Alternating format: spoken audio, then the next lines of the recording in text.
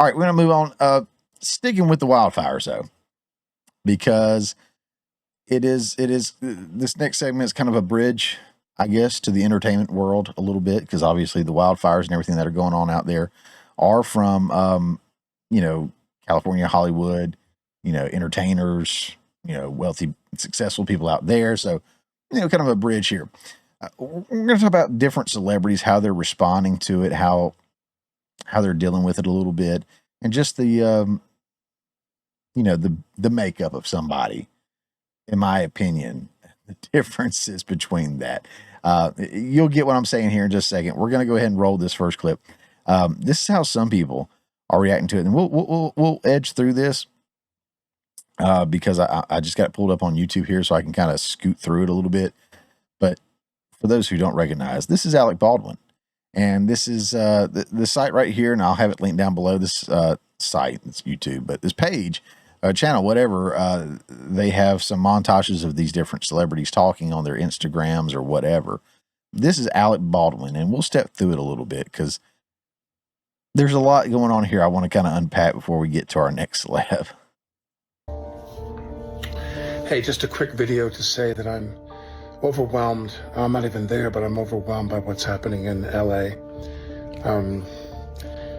I had a home there, different homes, rentals, living when I was married to my ex-wife and had my daughter Ireland. The relationship with Los Angeles was a serious relationship. I was there for, I had a home in Los Angeles for 30 years, from 1983, when I first went out there to get involved in the business out there, until 2013. So literally 30 years I had a home in Venice, in Westwood, south of Wilshire, in Santa Monica, in the Valley for many years, in Studio City, and in Woodland Hills, and Santa. So right there, to me, it doesn't sound like he's saying, yeah, I know the area well. Like, I've had this house, I've had this house, I've had all this money and all this success. We know Alec Baldwin by now, right? We kind of know this dude's demeanor here. So it's what some of these people do. They'll act, obviously, but they'll make it sound like, such a terrible thing. I lost my multi-million-dollar home, but my other one, it will never compare to that one. It's stuff like that. It's like, it's these little digs. It's like, I don't know, these little digs in what they're saying almost. So I'm going to keep playing it, but it just sounds like, yeah, I've had all these homes. I've got all these homes and yada, yada, yada. But let's see what he says from here. Santa Monica. I had a home, Beechwood Canyon. I had homes I rented or lived in for quite a bit of time. Over those 30 years, I lived almost everywhere, and except downtown or Silver Lake or Los Feliz and that kind of thing on the east side. And I've got many friends there. I still have more friends there than I have here in New York. And it's just not to be believed. It's not to be believed. The Palisades was a place that I went to for a social commitment every Thursday night for many years, for maybe 10 years of my life. All right. You went to the Palisades for a social commitment every year for 10 years. Now, that could be anything, to be fair. That could be anything. But watch his behavior when he talks about it. I drove to the Palisades. I was on the west side in the 310, and I moved to 818, and that cut into my time to go to these meetings I would go to on the west side. I used to drive over Malibu Canyon to go to a meeting I was attending, a social organization. What is that? Guys, maybe I'm just like missing it here, and it's just not a big thing. Maybe it's AA. What was that wink? I would go to on the west side. I used to drive over Malibu Canyon to go to a meeting I was attending, a social organization. I did that for years, drove over Malibu, Canyon, Encinal Canyon, Topanga Canyon, you name it, and go to these meetings there for years and years and years.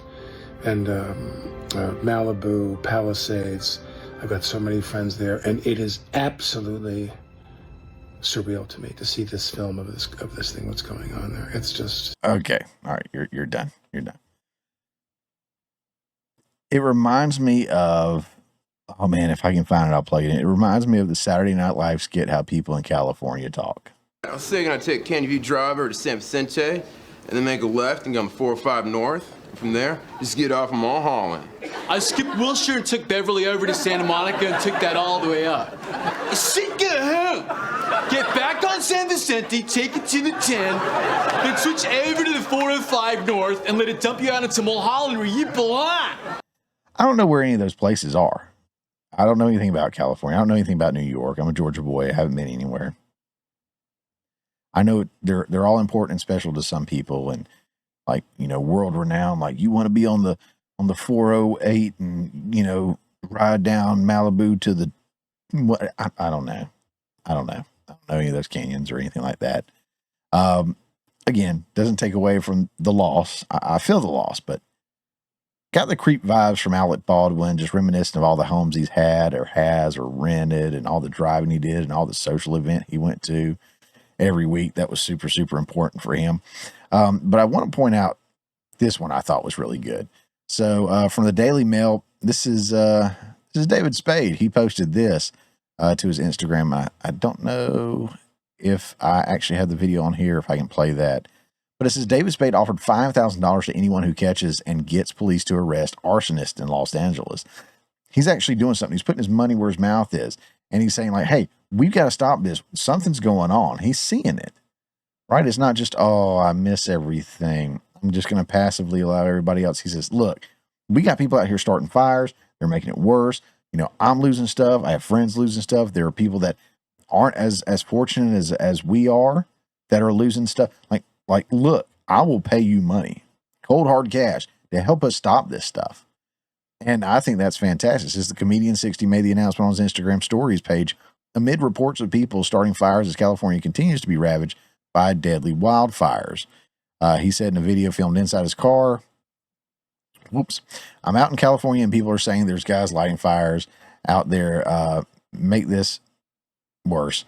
So if you can find someone lighting a fire and you catch somebody and get the cops to bust them and throw them in jail, I'll give you $5,000. So keep your eyes peeled and do what you can out there. David spoke out after a homeless man was detained by LAPD for allegedly using a blowtorch to light up discarded Christmas trees and trash in Woodland Hills. And I don't know.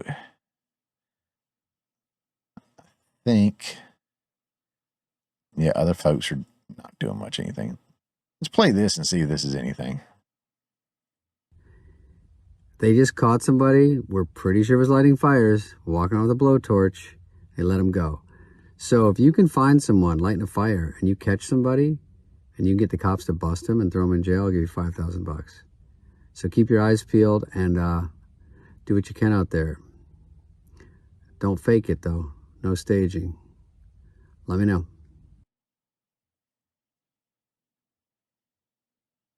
That's awesome.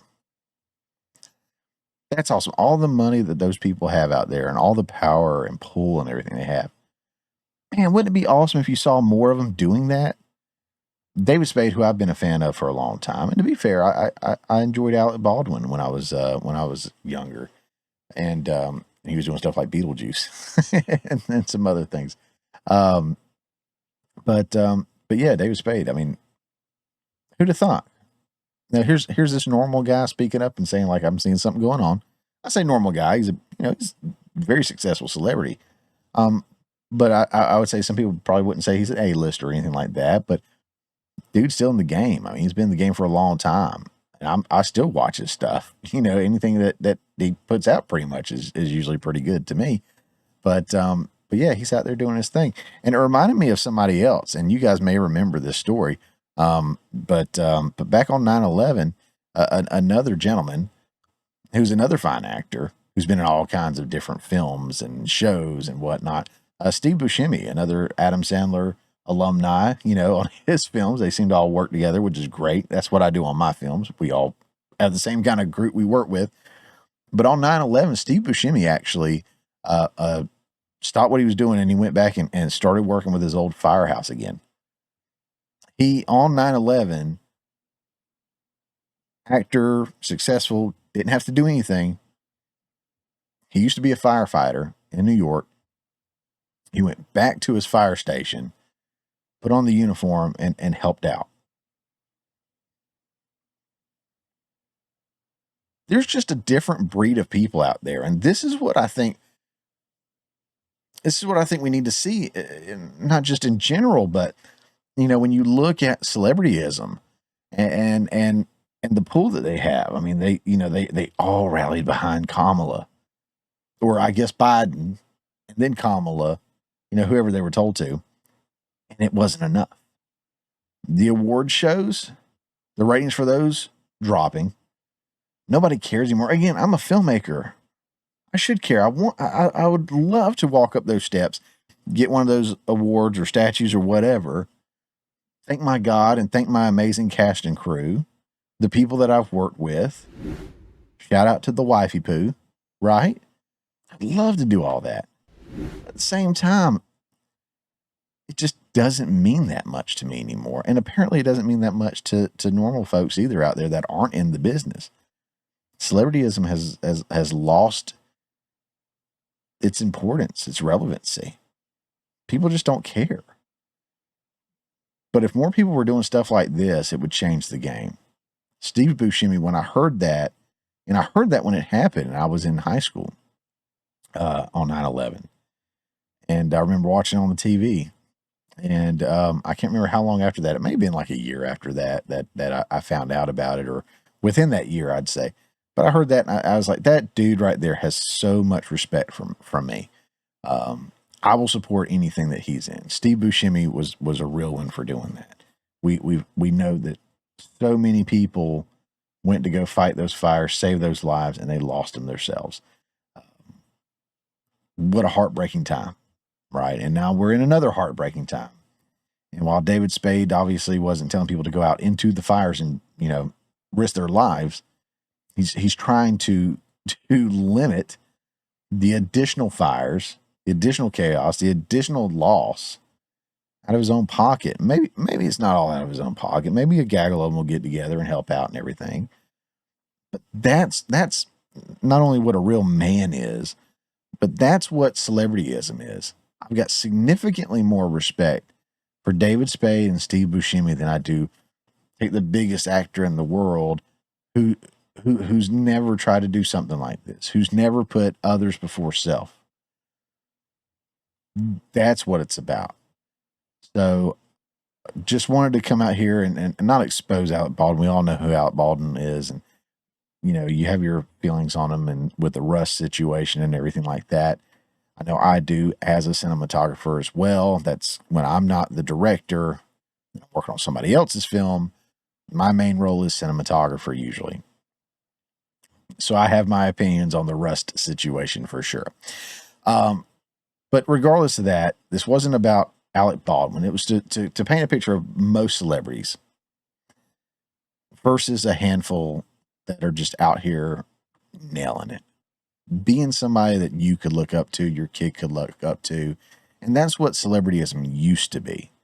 I'd love for us to get back to that. And I'd love for us as a nation to get back to that where we have real men that we can look up to that will put others, country, whatever before self. I love that. Absolutely love it. Hats off to you guys. Y'all let me know what you think about this segment in the comments below for sure. I'm sure this will stir up some conversation, love or hate what I say. But again, hats off to David Spade. And again, just reflecting back on 9/11, of course, hats off to Steve Buscemi. What an amazing guy he is. Hey guys, thanks for checking out this clip from the Morning Mayhem. Remember, this is just a portion of the full show that comes out every Friday morning at 10 a.m. Eastern Time. If you hadn't already, don't forget to subscribe so you don't miss out on any of the full shows or these tasty little nuggets.